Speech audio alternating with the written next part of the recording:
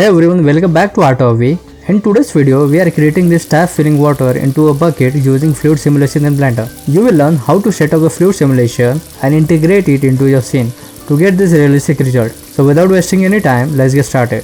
First, I've quickly modeled a simple scene with a tap and a bucket. Then select the tap model, go into edit mode, select the edges where water will flow from and bring the 3D cursor to that selection. Next, press Shift A, go to mesh, add a cylinder, then place it inside the tap and add a subdivision surface modifier. Set the level to 2. This cylinder will act as a fluid emitter.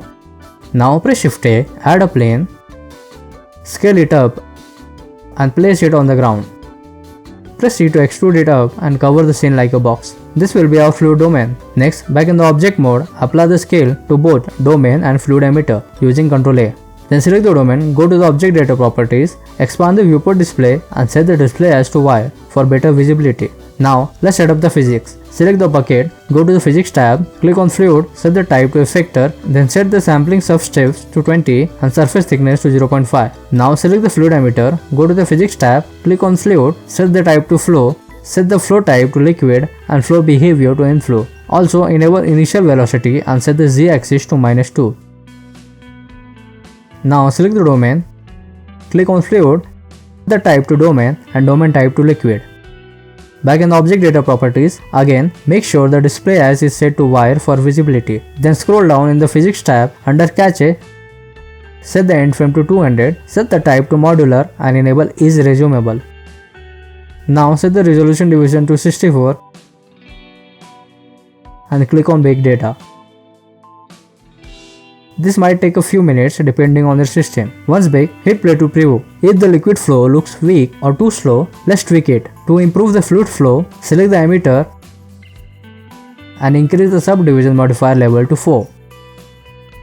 Then select the domain, click on free data, set the time scale to 10 and bake the data again.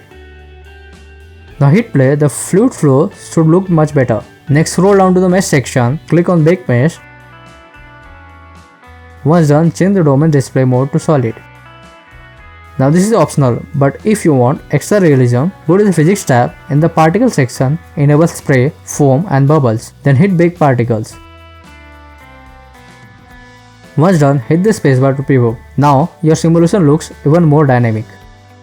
Now I have gone ahead and set up the simple bathroom scene and also animated the camera for more cinematic feel.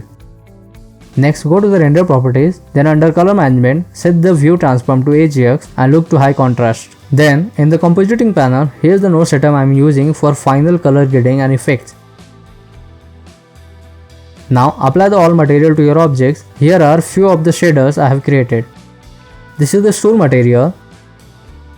This one is for the bucket handle. Here's the bucket shader. This is for the tap.